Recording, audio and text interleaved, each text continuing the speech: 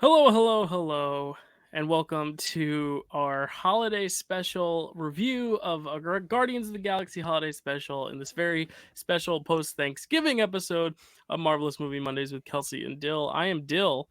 I am Dill, as my name says. I've said too many words to be group, but Kelsey, how are you doing? Introduce yourself to those who know you. We've I'm never doing met, but really good, Dill.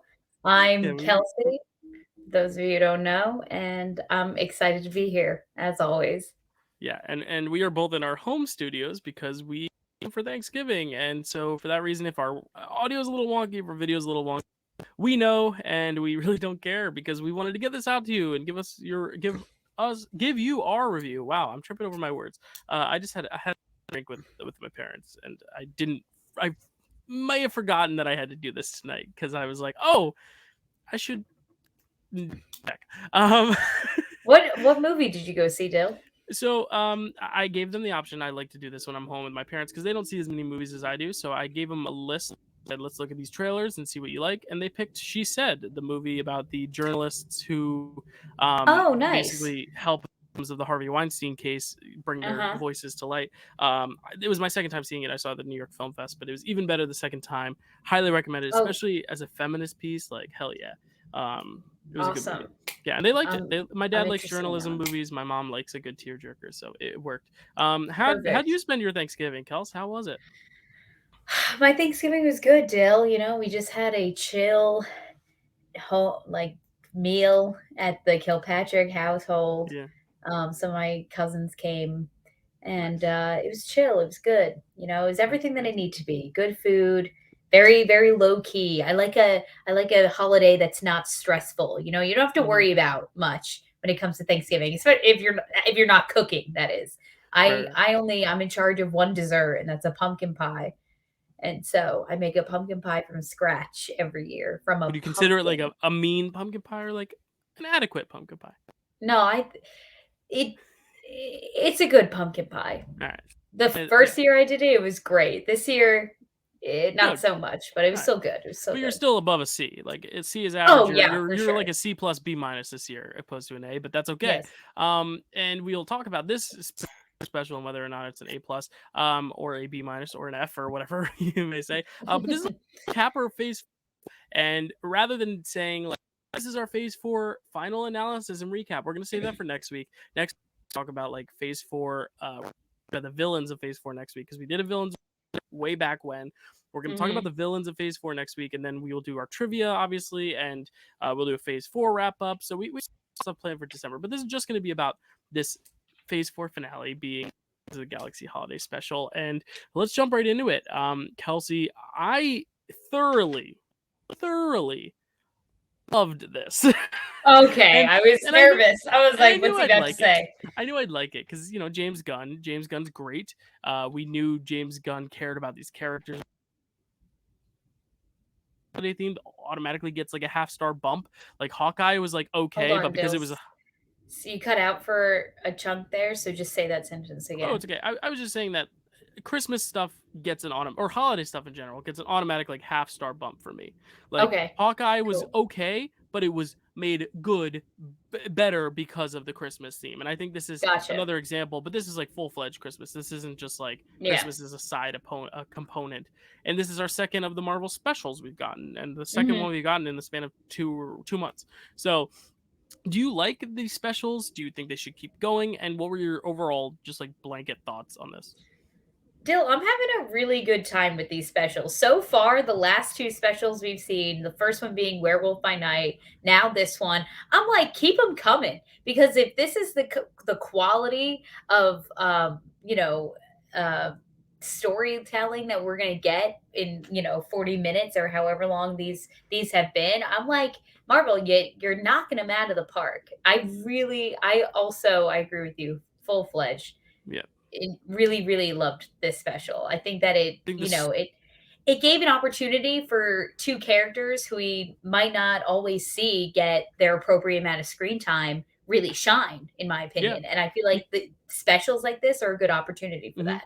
Yeah. The cheap route would have been let's make it about Star Lord and Groot because that's your two like money makers. Chris Pratt being the Hollywood star, Groot being Sure. the face of the franchise. like the cuteness, and Rocket to an extension too. But you know, next tier, Drax and Nebula, who I personally have always found to be Mhm. some of the funniest. Drax is my favorite, so like this Yes. was 100% a T. And what I like about the specials, and I know my Wi-Fi is cutting in and out, so if I have to repeat this, let me know. But the thing I like about the specials is they don't overstay their welcome. They are the perfect. Mhm. And then if you added another scene or two, it would be too much. But they get you out of it when it's time. And I think Right. Werewolf Night was that example. I think this was that example, even more so. I think this one like hit all the right beats and like ended right when it was ahead, and like left when it was ahead. And that's kind of like the thing when Mhm. you're like you don't do that one last hand to see what if you walk away while you're up at the tables. I don't know if any other gamblers listen, but you know what I mean. And I don't oblige by that rule. I don't that rule often enough, and I should. And Kevin Feige here or James Gunn, whoever made the decision to make this a special and not a full fledged movie or a series Yeah. or an episode of something else, very smart move. Yeah. But girls, how do you want to do this? You want to just kind of talk about our thoughts? You want to go scene by scene, like because this is Yeah. again, Yeah, we can just go kind of like moment by moment. I also yeah. wrote a little summary to get Let's us hear it. started, Let's hear it as because per this is a usual. great premise. Great premise. So, Guardians of the Galaxy Holiday Special, as we know, is directed by James Gunn. It was also written by James Gunn, and the music was by John Murphy. And there's a lot of music in this special crammed into this 40 minutes. So I wanted to give credit to the guy who supplied the music for us.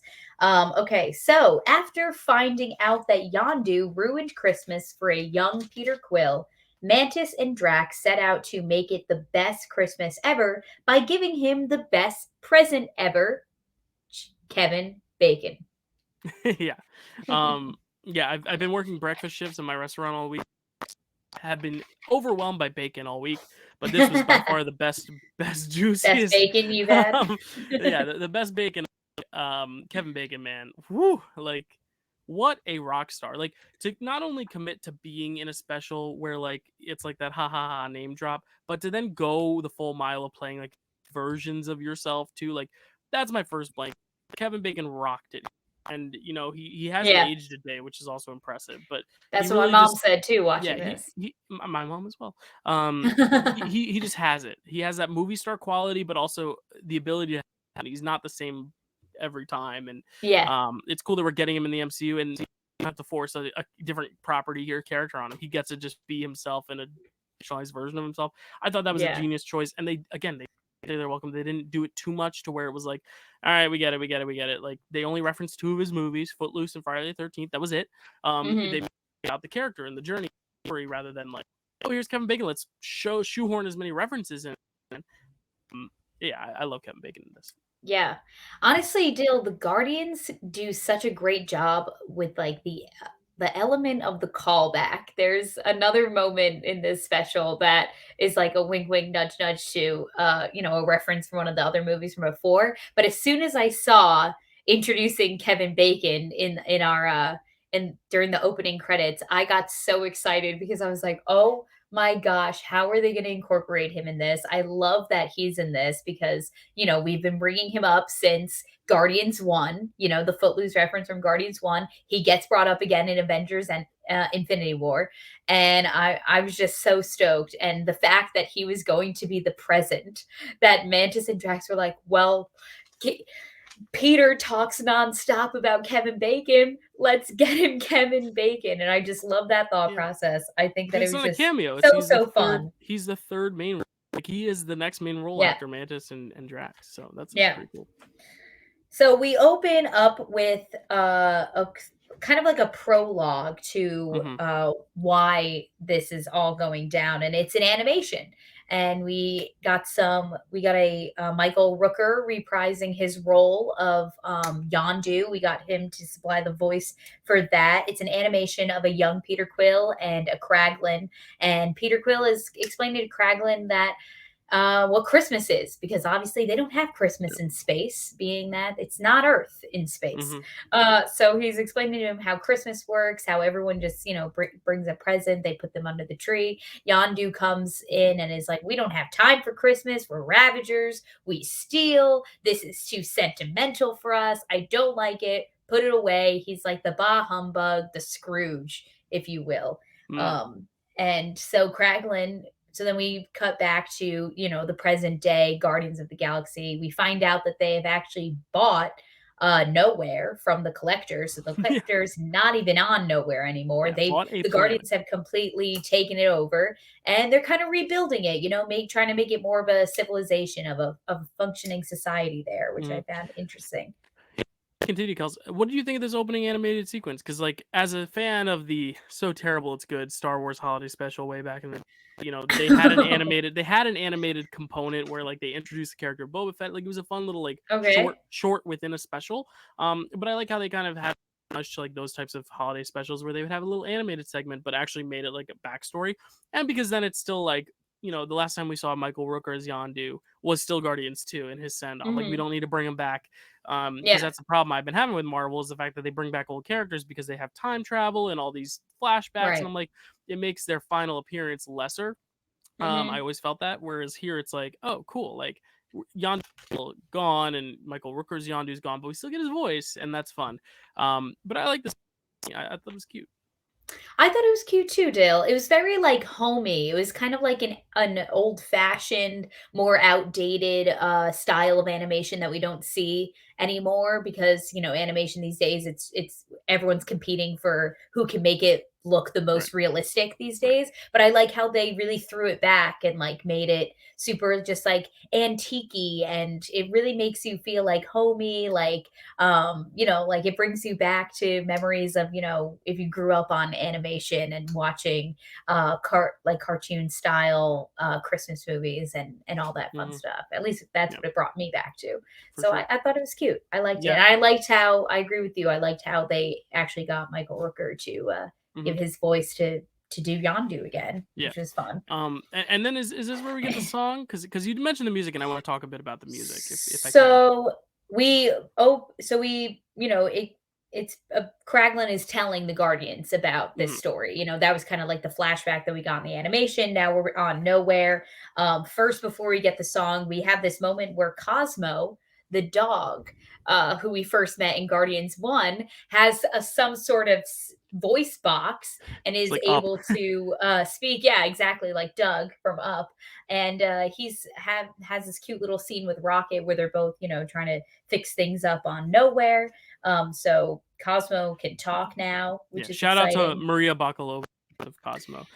Really burst out of the scene after her role in Borat 2. Got Oscar nominated for a comedy sequel. People don't get nominated for comedies, let alone comedy sequels, let alone their first time ever in a movie. And then she ends up getting to voice the dog. So like, good for Maria Bakalova. Good job. She's killing it.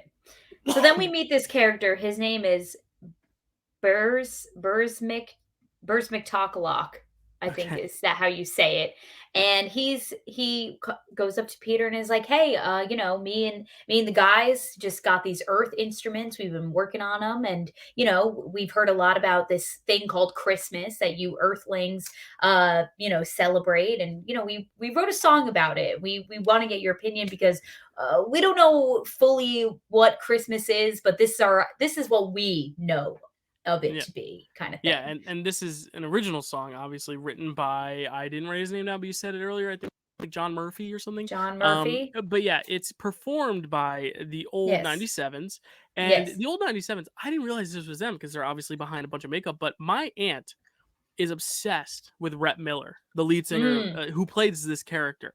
Obsessed with it. When I was a kid, my mom and my aunt would play like this song Meteor Shower that he sang. He had a really great library of songs that we grew up listening to. So when I was like, I looked up who's that band, and I saw the old 97s. Like, Mom, this is the old 97. She's like, oh my god, what? And she pointed out, she's like, that's Rhett. And I'm like, oh my gosh. We told my aunt she loved the special as well, but like, I just thought it was so cool. I was like, this is like a band that I grew up listening to, and I was like, I wonder if they're gonna sing their song Here It Is Christmas Time, and sure enough, they'd sing it at the end, and they have Kevin Bacon sing it with them. This opening song was original. The closing song, a pre-existing song, but I love this that you get a band, like a real band, and just put Yeah. makeup on them and make them Marvel characters. It's fun. It opens the door for possibilities of having like just some big musicians that don't want to commit to doing a role just come in and sing a song as a makeup alien, and I think that's so fun. And Rhett Miller sang the obviously, and we'll get to it later with Kevin Bacon's vocals because he also sang the shit up. We knew he Yeah, could that he because of did. Footloose, but like I forget he has a music career. I always forget. And that kind of resurged during TikTok when we were in the pandemic. He was like singing songs with his guitar. I was like, yeah, he can sing. Yeah. Great TikTok. But yeah, old 97s, love to hear them. I know it's a band that not many people know or remember or aren't thinking about all the time, but it was cool just as someone Yeah. who literally my aunt favorite singer is like that character. I was like, that's so weird. Like, what are the odds? But very cool. Very, very fun song, catchy song. I think it went on maybe like 30 seconds too long where I was like, all right, okay, all right. Okay. But then they Sure. would cut back to Groot dancing. I was like, okay, yeah, okay. Which is so funny because it's Groot's spirit of like he's got to dance to all the music, but it's like Yeah. in this big teenager kind of like discovering bulk and going to the gym and looks kind of big, but his head's still small. It was an interesting design. Kelsey, how did you feel about Groot's appearance? Because he's not in a lot of it, but when he's on, we could see him because he's big. Dill, I literally well, first let me say really love the song. I'm gonna add that song to I have a whole Christmas Mhm. playlist on my phone. It's getting added to the Yeah, playlist and because it's very catchy and very listen to fun. some of Rhett Miller's solo stuff too, because he's very good. I'll send you some music. The first thing I was like, well, first I saw him and then I was like, oh, that's a guy dressed up as Groot. Like, I didn't think that that was Groot because I was like, that's not Groot. That's like a guy in a costume. I just thought that it looked very silly. I was like, I don't know if I hope that Well, this isn't what he looks like in Guardians of the Galaxy Volume I 3. think 3 is going to be back to the original Groot we knew because I think they want to get back to the Okay, root the of the comics, CGI. and so like Yeah. they need to get the bridge between teenage Groot and bigger Groot, and they're like, we're not gonna go full fledged old man. Like, let's go somewhere in the middle. Like, let's experiment with his teenage jock phase. Yeah, I I'm like, it looks like Groot is using steroids. He looks Like, like this what guy Mark happened? from Big Brother 19, who was like just his head looked a little too small for his big hulking body. It was like the Wreck-It Yeah, Ralph syndrome. I'm like, it's just a sure. little disproportional. Not to throw shade at Mark Jansen from Big Brother 19. I was a fan of you as a player. You were an interesting person because I was like, you're such a muscular guy, but your head is so tiny for your body. Yeah, very interesting group. But I enjoyed it. I was every time I was watching him. I mean, it caught the attention. Yeah, it caught my attention in all the worst ways because I was waiting for like, and I didn't I don't know. I feel like I wasn't ready for him to like grow up that soon yet. Like I didn't want to see like adult Groot yet in Guardians 3. I guess that makes sense, but Mm-hmm. I don't know. I feel like he could have stayed a punky teen for Yeah. I guess, or I don't know, maybe I'm wrong. Maybe Well, a bunch of people are thinking, "Oh my god, could he grow up already?" So Well, I who think knows? it was a thing where like they loved Baby Groot so much, but then once they were like, no, he's gonna be a teenager now. Now they were kind of like, oh, can we go back to Baby Groot? But we've already gone forward, so now it's like let's just keep going forward rather than dwelling into time. I don't think anyone's favorite Groot is teenage Groot. I mean, maybe it's yours. I would say Oh, he's not my favorite, I but would I say was it's still enjoying him. big teen. Like that's my and then Jock. Like that would be my Yeah. ranking of Groots. Like the Baby Groot was my favorite, so I like how they did the shorts, the I Am Groot shorts, to give us more of that. But then they were Right. like, we want to still progress and have him able to like actually like fight and do stuff. Yeah, yeah.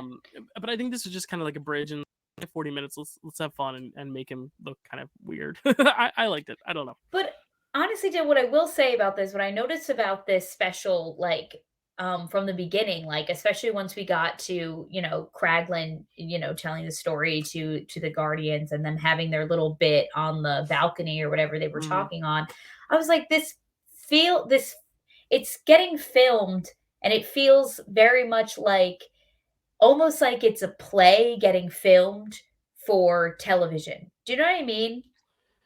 Yeah, because it's Like like it's all like kind of taking place in the same sets and yeah. yeah, like that's another thing. The set, that was super cool It was because cool. I mean, maybe they just fooled the shit out of me, but I thought that I was like, they really like built this. Like this I think feels like I think really a lot of it was real and practical. like Yeah. tangible and Well, like I think that's practical. another Yeah. issue is with only 40 minutes, now your budget can cover much more. You don't have to film a 2.5 hour movie Right. or a 9 episode series with shitty CGI. Now you can spend 40 minutes making the CGI you have good, like use every minute of it. And I think that shows in Groot, in Rocket, in all the visuals.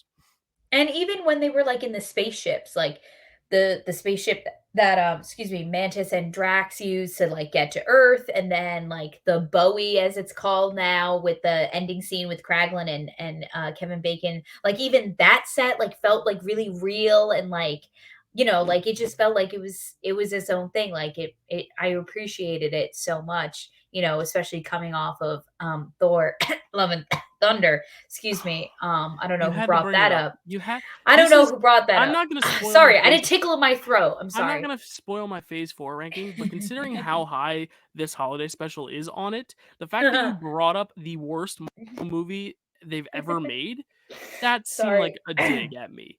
I'm kidding. I'm I'm kidding. I'm sorry, I'm kidding. sorry. And No, when I but say it just Marvel, I mean the MCU. I'm not talking about your what you would call it, your Fantastic Fours and all that shit. I'm not talking about that. I'm saying the worst thing Marvel Studios MCU has ever done, and I will stand okay, by that. gotcha. It just made me appreciate this one so much more. But do you get what I'm saying with like because you know how they film like the Hairspray live or like the Christmas Story Yeah. live or any of those that were kind of like took place like on sets and was Mhm. filmed for like NBC or like the Grease live. Like it felt like one Yeah. of those, which made it feel more like a special and more like a holiday special. Do I you know was what gonna I'm say saying? like a TV special, like, Yes! like how Yes! WandaVision was actually a TV show, and She-Hulk actually tried to be a TV show rather than just an elongated movie. Yeah, I get what Yes.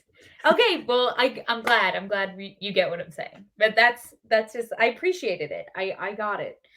Oh, also, I mentioned this. I wrote down all the songs that were used throughout it. Mm. Oh yeah. And then so before we got jumped into a prologue, we got a Christmas themed opening that was comic books that were flashing with Santas and Mm. all that jazz in it. And we opened not on our song, but on a Christmas song called "The Fairy Tale of New York" by the Pogues. Mm. Just if Cool. anyone was curious. I was gonna say, So keep those then names in your mind for trivia. That's all I'll say. this isn't going to count.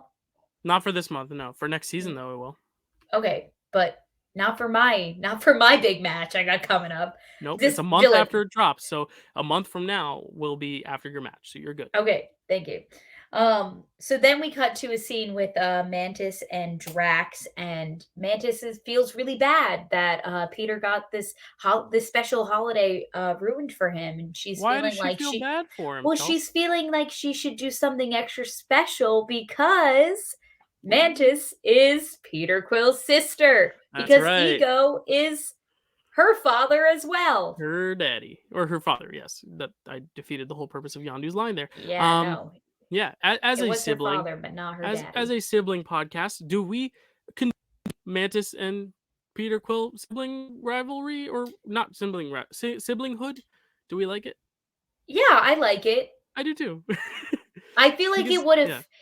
I enjoyed learning about it during this Christmas special, and it makes the ending of this, like, very sweet and wholesome, but I Mhm. think that it would have added, another little, nugget of something in Guardians of the Galaxy Volume 2 if she had told Maybe. him then. Yeah. But I Well, get it, it was more about his mhm. relationship with Yondu Yeah, at the because end of that that's all movie. about relationships, and they already had the Nebula Gamora thing, so I was like, maybe Oh, they're right, right, kind of right. waiting. Well, Okay, then maybe it would have been too packed. this I may have been an getcha. afterthought. Who knows? But I do think that adds just something because I think Peter Quill now without Gamora, it's like I don't want to make the whole thing. I gotta find Gamora. I gotta find Gamora. I gotta find Gamora because that might be the next one. Like they gotta give him something else, and I really think he's a Right. little disconnected from the rest of the group because I think everyone else has their niche, like Rocket and Groot and Drax and Mhm. Mantis. It's like Peter Quill doesn't really have anyone now, and it's like Yondu's dead, Right. Ego's dead, Gamora's dead.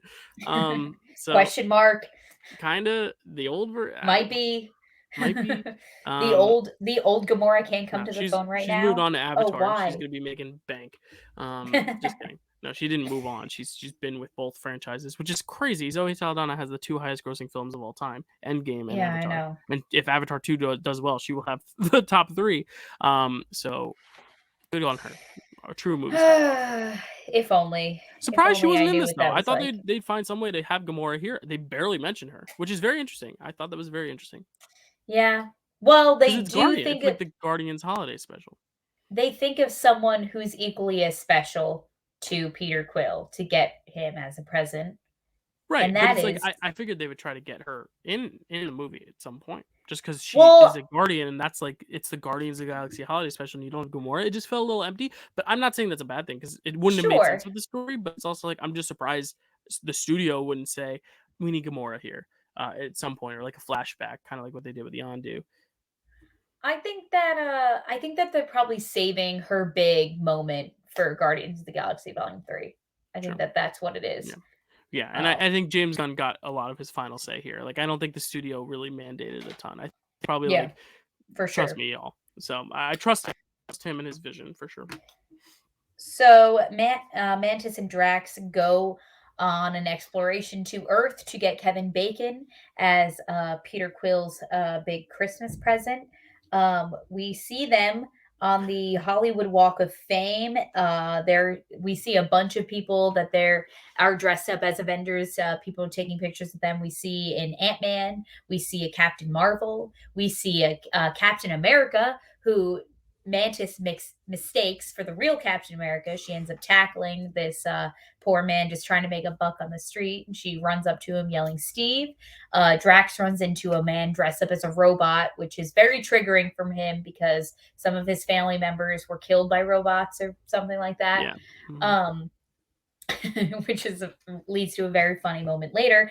And then as they're walking down the Hollywood Walk of Fame, people are coming up to them and asking to take pictures with them. They're getting tipped all kinds of money. And I've never seen, and for two people who work in Times Square, I've never seen so many people just so willingly tip the people who are in costumes. I was like, wow, Yeah. usually they're I fighting, as chasing people down someone the blocks. who's been to LA, people are willing. I've seen it like in with my own eyes of like people just like willingly for their cash for their photos, been like, yeah, yeah, yeah. I like your sword. Here's $10. Whereas yeah, New York, it's like Elmo, get No. away. Oh, Yeah, you got to duck and cover from those people in yeah. costumes, let me tell you. And the head that sticks out of her neck because they always wear the heads on top of their Yeah, heads, so it they looks wear like the the neck. heads on. Yeah, looks Yeah, like a yeah, yeah. conjoined twin almost. Yeah, nah. During this, we have another Christmas themed song during this little montage. It is This Christmas by the Wombats, in case Love it. anybody Yeah, wanted to know. and we get some great Drax selfie faces, aka nothing. Yeah. He's very just Yes. like Very it's stoic, so good, very so good, Drax. so good. Drax, Um Dave Bautista. This is why I love this special. Gives Drax the spotlight he deserves. yeah, yeah. Yeah, I love it. agree, Dill. And Mantis. I think Mantis is. My dad has never watched a Marvel movie or an MCU movie. He was watching it Okay. with us because he was like, "It's 40 minutes, whatever."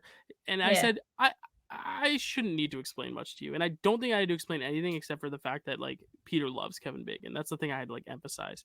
Um, Sure. and I had to tell him who Bucky was with the arm. I was like, I watched him, and he goes, "These characters are so funny." He goes, "I could watch 2 hours of you." He goes, "She's hilarious." I'm like, "Thank you," because I feel like so many Marvel people. Oh, like gatekeepy, like, oh, Mantis, she can't be a guardian. We've already got our guardians. We don't need more new guardians. Like, Mm. fuck Mantis. And like, granted, she Mm. wasn't given the most character development before, but I always thought she was a funny character, great character. Yeah. It's nice to see an outside my dad's perspective of seeing this character and being like, hilarious. These are the two funniest people I've ever seen. I'm like, wow. That means James Gunn's doing his job well, and that means that the fandom a little bit more accepting to new characters, which like new characters, that's a cool thing. I don't know. Yeah. I Yeah. I agree, Dill. I think that what's so unique and so refreshing about their style of comedy for, Mantis and Drax is that they're so funny because they don't realize that they're funny. Like Right. that's just who they are. Where everyone else in the MCU who's like the funny character or who like makes a joke, it's like very like, well, this is the punchline. Da, da, da, da. And it's just like, yes, I can acknowledge that that's a joke, but they're just so funny because they are are like that's just who they are. They're so truthful to who they Yeah. are, and they just like there's no self-awareness at all, and Right. that's what's hilarious about them. Right. Um, so it gets pretty late at night. We're walking down the streets of LA, stumbling around trying to find Kevin Bacon. We see an Easter egg. Did you spot this in the distance, Dill? We see a movie poster for one of Kingo's movies. A Kingo movie. Yep. It went so fast. I tried to pause so many times to see what it actually I said. think I it could said only like a see Kingo Christmas or something like yeah, that. I Like, think that's really all that I could catch is the word Kingo, and I was just like, all right, well, it's a movie poster for him. yeah. Anyway, um, and then one of my favorite, I think this is definitely in the top three, if not What? this my Drax at the second gay favorite. bar? No, I'm talking about the Christmas song that plays. I'm obsessed with the music. Oh, I thought you were talking Keep about the up here, scene. Dill. Well, I No, no, thought you were no, yeah. segueing to the scene. I was like, I am favorite scene. segueing to the It's a scene. great scene. It's a hilarious scene. It is a great scene. So the song that's playing at the club that they enter right now is one of my favorite Christmas songs of all time, Christmas Wrapping by the Waitresses. Oh, it's such a bop. I love it. And basically they get drunk because they don't know what to do. They ask the bartender, "Hey, have you seen Kevin Bacon?" And he's like, Why would I know where Kevin Bacon Mhm. is?" But instead they take all Yeah. their tips that they got on Hollywood Boulevard and they use it to buy drinks at Yeah, this club I don't know and if this was a dance. I may have spoke too soon. I don't know if this was a but the fact that like a dude hit on Drax and the fact that it looked way too fun to be a straight bar, I was like, yeah, it's probably a gay bar. No, yeah, I agree. I got those vibes too, Dill. Yeah, I was And like, I I it's appreciate way it. too cool for yeah. I was like, this is a Yeah. cool scene, and it's probably not my scene. So I was like, this is cool. Like honestly, that's the thing. Like only gays can go to gay bars. It's like, I mean, at certain times, and yes, there are certain times where it's like, yeah, you shouldn't wander in. But like, if you're with a group of friends, like those are sometimes the most fun bars to go to because everyone's having a good time. Everyone's just having fun, especially at the holidays. Like, I don't know. I'm a proponent. I'm an ally. I love it. Yeah, as am I. I wandered into one not too long ago, and I didn't even realize I was at one until I looked Right. to my left and my right, and the bartenders there were shirtless men. They were Mm. wearing little speedos, and they were serving drinks. And then I looked to the far end of the room, and there was a pole. And then I Mhm. looked to the other end of the room, and there was another pole. And I looked to my friends, and I said, "Where are we?" And it turns out we were at totally like a gay Yeah, bar, and it and was there's like, nothing wrong with that. Again, like I said, and it's I way had too a cool great to be. time. Yeah, I had a great I know. time. And, well, and I like how they didn't try to like make it like they could have gone the easy route, and by easy I mean the problematic making a homophobic joke where like he hits on Drax. Sure. Drax, dude, I was no, like, you man, I don't like it. But instead yeah, he was no. just like, why, yes, I will take another. It's like, yeah, cool, like that's so Yeah, because that's Drax, and yeah, I like it. exactly. But yeah, and that also segues a serious topic where like our hearts go out to the families of the obviously the gay club shooting. That was another thing that I Oh, thought in about when Colorado. when I saw that I was like, oh, that's like nice because it shows that like people can just have fun and celebrate their culture and Hmm. be free spirited and not have shouldn't have to worry about their lives and their safety. So Yeah, our thoughts are going out to their absolutely. families. But that was a point I thought about when I was watching. I was like, oh man, like Ugh. yeah, I wish we had more positive representation of gay culture and bars and city life and nightlife. I just think in not a gay setting like Bros, which is a great showcase of that too, but like in just like a normal MCU setting where it's not drawn much attention to. Like we need more of that Hmm. representation. Absolutely.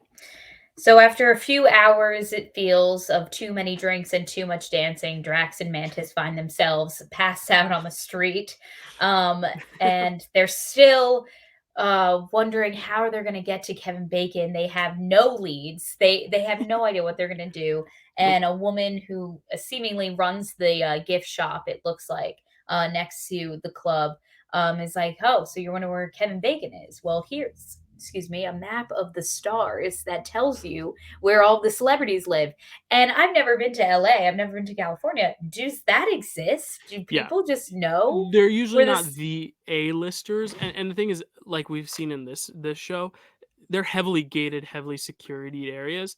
And it's Mm, usually sometimes it'll be like their second or third home, but tourists, sure. they're like, oh my god, it's them. And they're usually like B-list, C-list. Like I remember when I went to LA as a kid, we did like a bus tour and they were like, and that's Simon Cowell's house and that's Dr. Phil's house. And me as a 10-year-old was like, cool, Dr. Phil. But I'm like, where's Tom Who? Cruise? You know, like Yeah. so I don't think they would have huge, like I think the prop obviously showed some bigger faces, obviously like Matthew McConaughey and Yes. shit like that. But like Yeah, they saw exist. Margot They Robbie on exist. there. They will never overtly give out their number, address, or anything like that in fear of like stalkers and shit. But celebrities, I mean, people are gonna live just by nature of seeing them leave places and go places. You know, Sure. Yeah. just like Lady Gaga has a place in New York, or she did, and like I once saw her walking out of her apartment. I was like, you're a person. That's right. People are people, and you know, Oh, how paparazzi fun. suck sometimes, but yeah. So they get this. So this is the first time we see Mantis use her powers. She touches the woman, and she's like, give us the map to find Kevin Bacon, and Very also Jedi mind from Star Wars, yeah. yes, and also give me all your money. She robs this woman, and I'm like, all right, Mantis, like. If that's where we're going, that's where we're going. So they walk up to Kevin Bacon's house.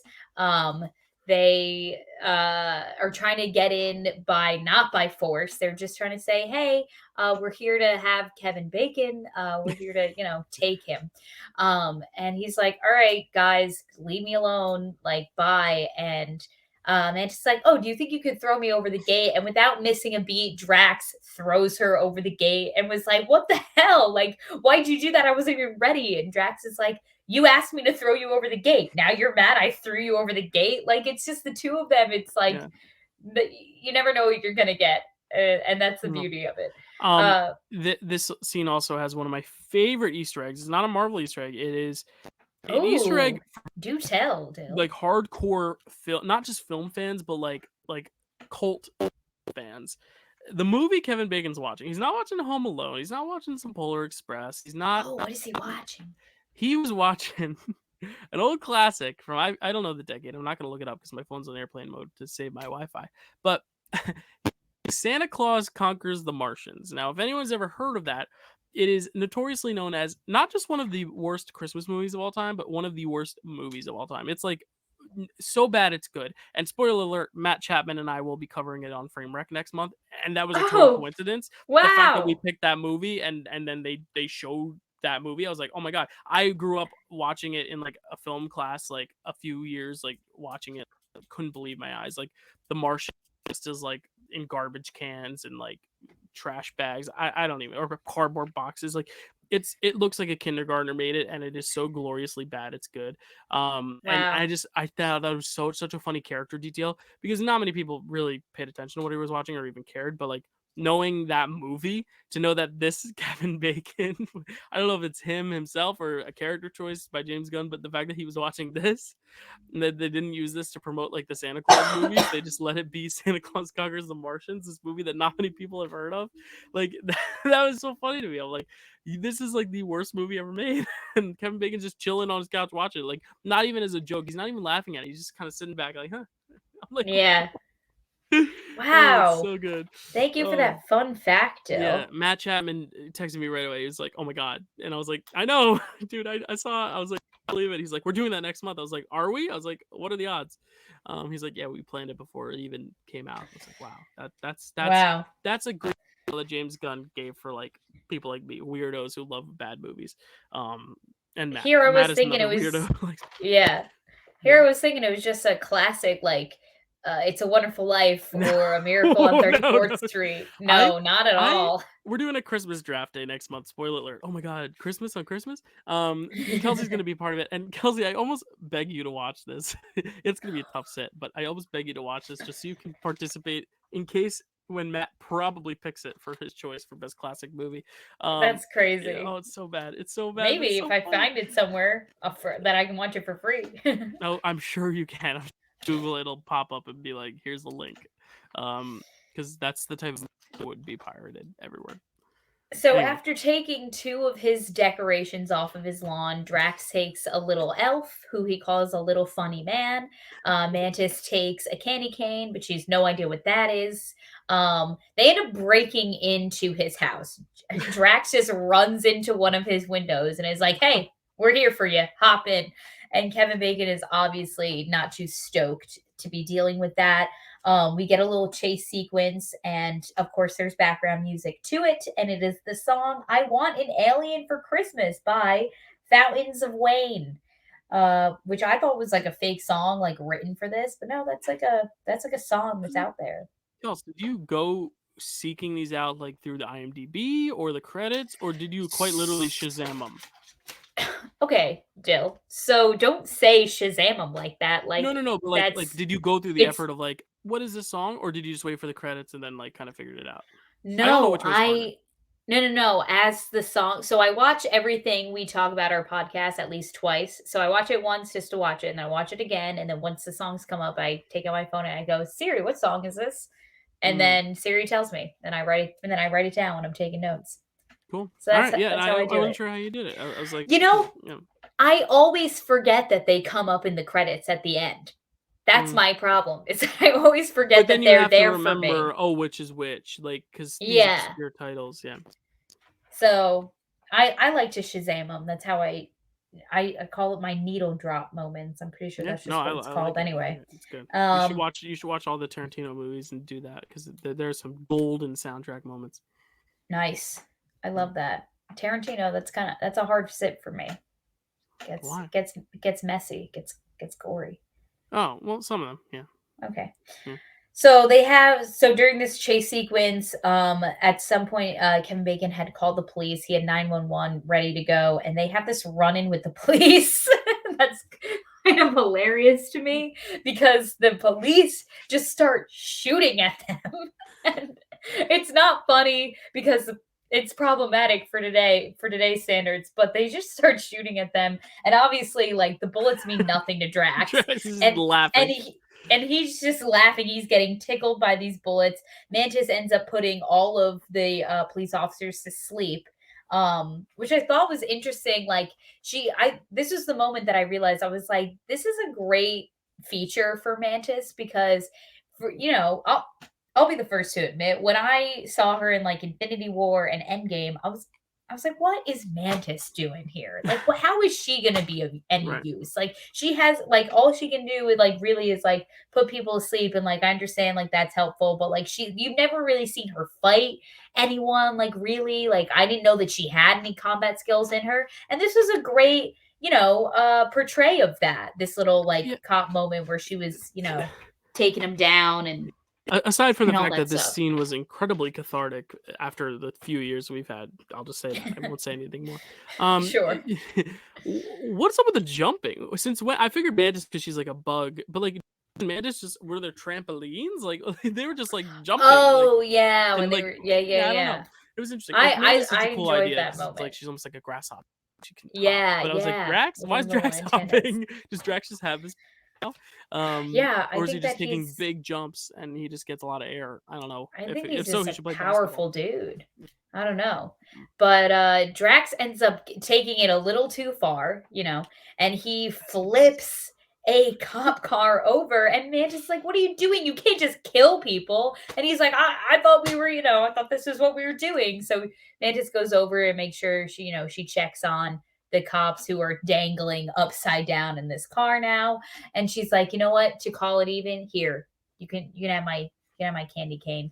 Um, so we move on to they finally get oh right, she uses her powers finally on Kevin Bacon and is like, you're gonna love to come with us, like follow us right this way. They get him on the spaceship, and they're like, so they're asking him about all his fun stories they've heard about him from Peter. They're like, so what was it like when you saved the town with dancing and all that fun stuff? And he's like, yeah, explain to them. He's like, oh well, that wasn't actually me. That was a role that I played. And they have this horrible moment when they realize you're just an actor. This is the worst gift ever. We cannot believe we ruined Peter's like Christmas even worse than Yondu did. We like cannot they like cannot believe this. So she uses her powers on him once again and is like, you are gonna pretend to be a hero. That's what you have to do because you're a gift for our friend Peter. you mean a lot to him, and you need to not suck when you're around him. And so he goes into a British accent and he's like, oh, I can't wait to save these people from the Nazis. And they're like, no, just do your regular voice. And he's like, be normal, dude. Okay, fine. I'll be Batman then. Well, actually, I'll be Bruce Wayne, who is Batman. And they're like, no, you have to be you, just a version of you that doesn't suck. And that line got me both times that I watched this movie. Great. It was such a funny line. Great shout out to James Gunn, who just became the Kevin Feige of DC. So, like, good for him. Yeah. So that's kind of like Yeah. him being like, guess what? I'm coming, DC. I'm going to come fix you up. And honestly, as a Marvel fan, I'm a little bit worried that DC is going to, like, take over. But as a DC fan, I'm like, hell yeah, we're going to get better movies. Great. I don't know. Like, I can only be one or the other. And I'm not saying you're one of those people because you just haven't watched DC. But, like, people who are strictly like, I will not watch DC or I will not watch Marvel. I'm like, guys, come on. Like, you can not like either one, fine. But, like, not do it because you something else. Like, be a fan of both. And James Gunn even said that. He was like, yo, I'm still, until Guardians 3 is over, I am still a Marvel guy.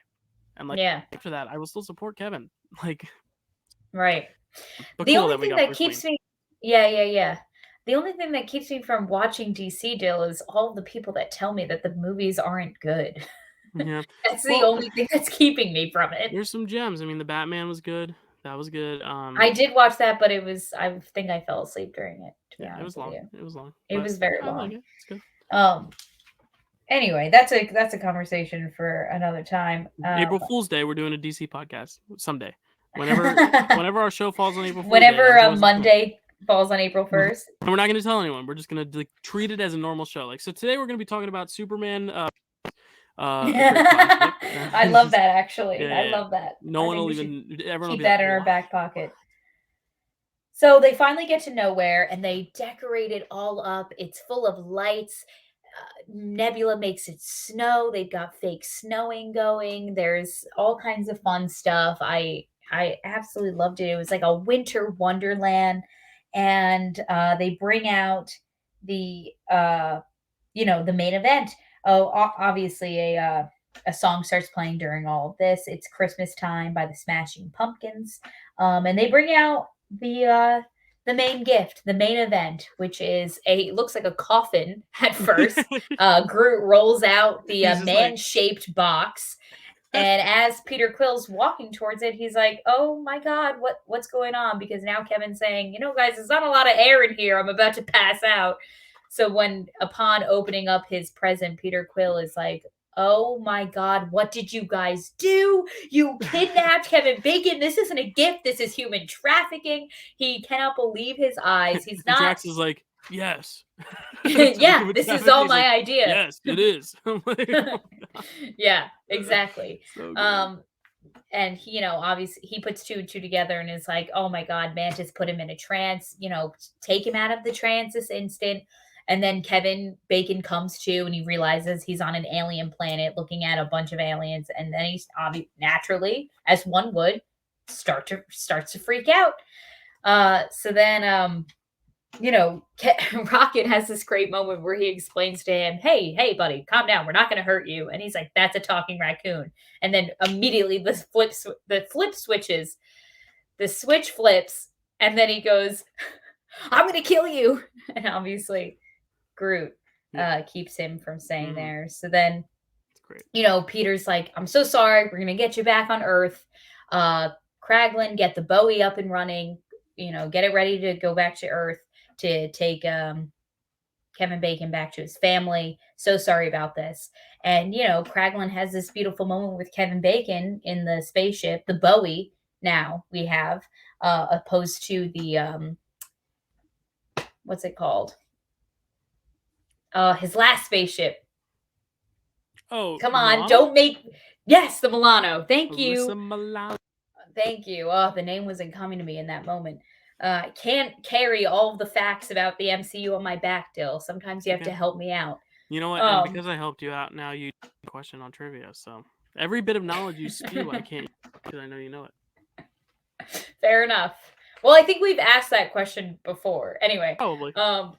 So they're on the Bowie and Kraglin's just like, hey man, like, I'm so sorry. Like, you just mean so much to Pete. Like, how you saved that town with Dance? Like, Peter once saved the galaxy with dance. Like, you've been such a hero to him, and now he's one of the greatest heroes of all time. And, the speech really touches Kevin Bacon, and he decides to stick around to sing one more song with the old 97s. Yeah. And Okay. the one song I didn't write down. I got you. It's their hit. It's It's their song. It's their yeah, song. Yeah. It is Here It Is Christmas Time. Yes. And then during this song, obviously, we get some great vocals from Kevin Bacon.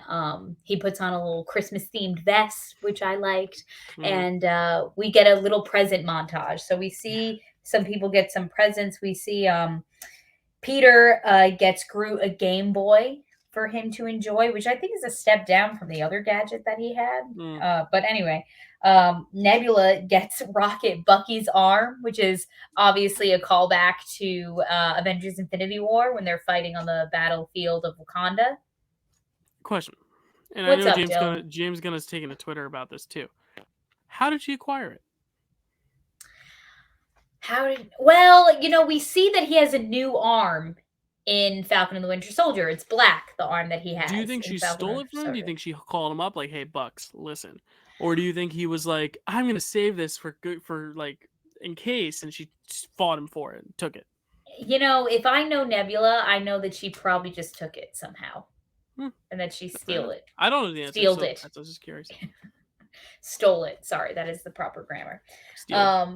So obviously, like I was saying, this is a callback to the Wakanda moment where, he's like, "Oh, how much is the gun?" And Bucky says, "Not for sale." And he goes, "How much for the arm?" And then Bucky just walks away, and Groot goes, "Oh, I'll get that arm." And he got that arm. Rocket does that. You say Groot. What did I say, Groot? Yeah, Rocket. Groot can only say 3 things. Groot, yes, obviously Four I know. things. Sorry. Yes, I am Groot, and also sometimes we when he feels like it. Yes.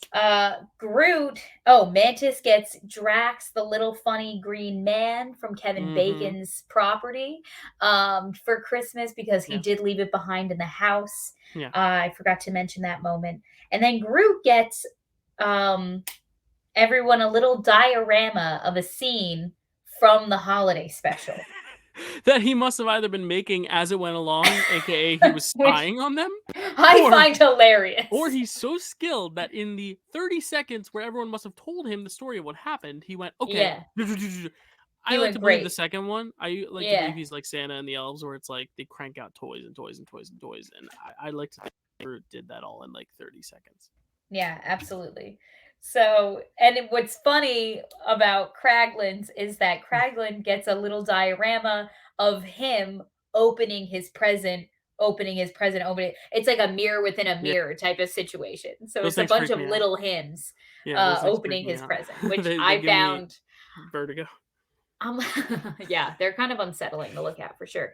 But I found it's just these little details about the Guardians of the Galaxy that makes their humor and their jokes just like land like every time. Like it's just so smart and so appreciated, I should say. So then we get the Mantis reveal to Peter. She finally gets the courage to tell him, like, "Hey, I just wanted to make this a great Christmas for you because Ego is also my father, as he is yours." And they have this sweet little moment where Peter say, "Well, that's the best present of all." And I was like, "Aw, I'm touched." Yeah. Well, in this next moment, it was like, "You want to cry some more? Cry some more? Well, here you go. We're going to twist the knife while it's in there." Tell us. So then we flash back to the animation between younger Peter Quill and a Yondu, where Yondu ends up going back to the pile of trash that he put all of the Christmas decorations and the gifts in. He ends up taking his gift out. He gets a little green, like stress squeezy guy that you can squeeze when you're feeling stressful, and the eyes pop out. Yeah, kind of does look like Baby Yoda. And then he ends up getting Peter his twin blasters that we see him use all the time for his Christmas present. And they share this father-son moment at the helm of the ship. And I know what you're thinking, Dill. Is that little squishy green guy actually something that Yondu has in his ships? Because as we know, he has a little tchotchkes. He has some tchotchkes in his ship. I watched Guardians and Guardians 2, and I didn't see the little green dress guy. I thought they were Wait. gonna So really. because of this one moment, you watched a whole 2 movies? No, I went through. I like Oh, went through okay, this. okay. I jumped around the scenes to Like, well, now I got see. 4 hours of movies to see. No, Dill. I'm Well, watching. because I'm you would have. rewatching everything. I No, was no, gonna no. say, I'm just for rewatching. I'm seeing just if not you there yet.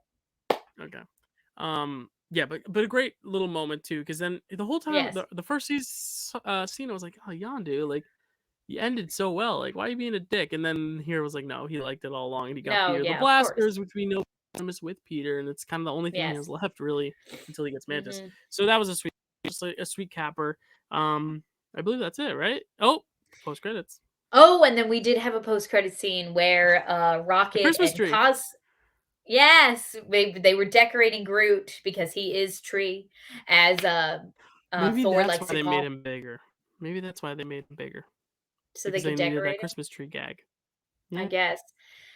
And then obviously he gets tired of holding his arms out to hold all the decorations. He ends up dropping his arms, and Rocket says, "Well, now you've ruined Christmas again." Okay, sorry, I'm just gonna go back. take 2.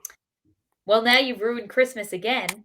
We're just gonna have another special, Yep, which which is I like, love because which I love as I'll well. be honest, I'll take 7 of these in the next 4 weeks. Like, give it to me.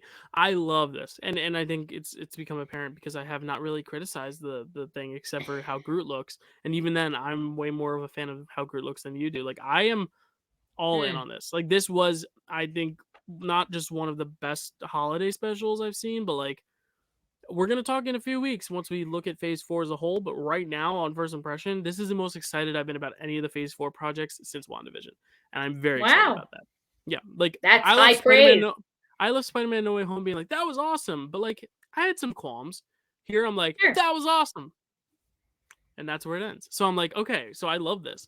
I don't know. I'm not gonna give a ranking right now. We will eventually. Yeah, I Um, wanna save that. I wanna save but that for a like surprise. it's up there. Like this was awesome. I loved this. What do you think? Like was this I mean I'm definitely overhyping it, but like where were you with this? Especially being such a Guardians fan.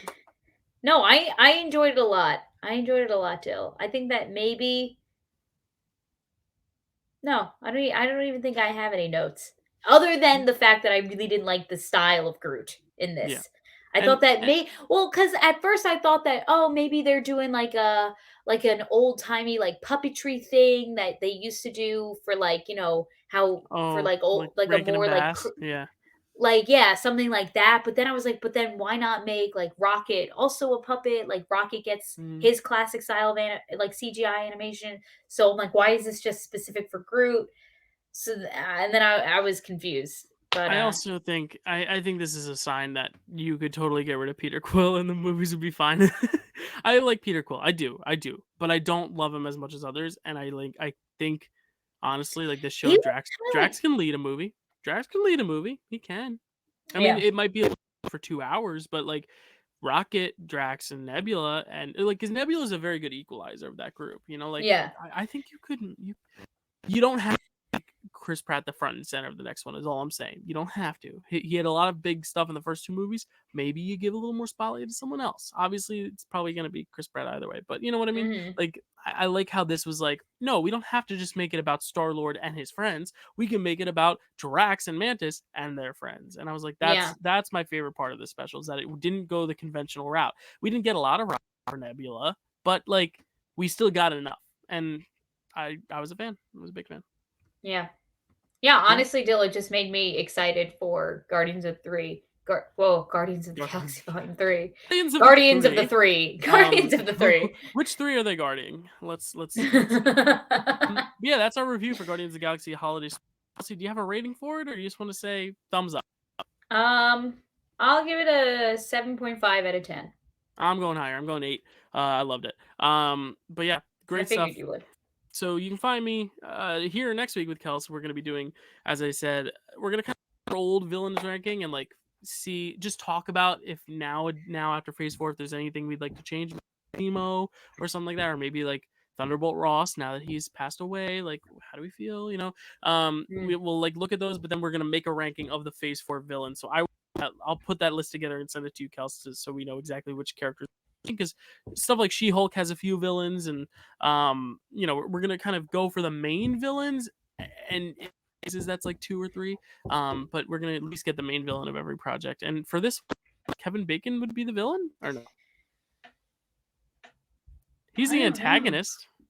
Maybe we will. Maybe the map lady will put in there just for a fun wild card. Like, you have to pay for the this. antagonist is of this. The police, the Popo. I think it's just like a situation where like Mantis and Drax were like their own worst enemies in this. All right, so we will not include this for the villains ranking, but everything else we're gonna get everything from Phase 3 represented. I think everything else has a villain or a few villains, and we'll do a ranking. The way we did it last time, I'll have to revisit the episode. I think we did like performance, style, fighting, relevancy to the overall MCU, how scary they were, and then how scary they were. I think that was like the 5. But like we'll look. I'll look back and we'll figure out a rubric and score it there, and then we will have our Phase 4 villain ranking, and it'll be a lot of fun. Then the week after, depending on scheduling, it may be trivia or it may be our Phase 4 wrap up. And then if we do trivia the next week, we will do the Phase 4 wrap up afterwards. If we do the Phase 4 wrap up, we'll do trivia afterwards. One of those is going to be our season finale, and then we're going to be off for a few weeks because of Christmas and New Year's and a show I'm doing and a lot of fun stuff Kelsey's doing. I believe Kelsey might be doing a little show too, in honor of one of our good friends. A nice little holiday tradition that we're bringing back, which will be fun. But I cannot sadly be there, but I will be there in spirit. And we'll be here next year for a lot of cool season 3 shenanigans. Season 3, Phase 3 of Marvel-ous Movie Mondays is going to happen. Kelsey, where can I find you? You can find me on Instagram at Kelsey A. Kilpatrick. You could follow me on TikTok at Koz13, KOZ13, or you can subscribe to my YouTube channel, Koz Productions. That's right. Find me at Dylan Randazzo 417 and Dylan. That's not it. The Dylan Movie Network. That's what it is. That's where you're watching it here or listening to it. If you listen to our food episode, give it a little bit more love. We as many views as we would have liked. I get it. It's a niche thing, eating food. I think I might edit the thumbnail for that to like give it a little bit more of like a broader like come watch us vibe. Okay. It's short, it's fun. It's my parents' favorite video we've ever done on this podcast, so like they loved it. And it was fun trying all those recipes. So if you're your foods in general, who's not into food? It keeps you alive. So check it out, and maybe we'll inspire some fun creations or creations that you should never try, which I don't think you would have tried ice cream pizza anyway, but who knows. Thank you all so much. We'll see you for Phase 5 rankings next week.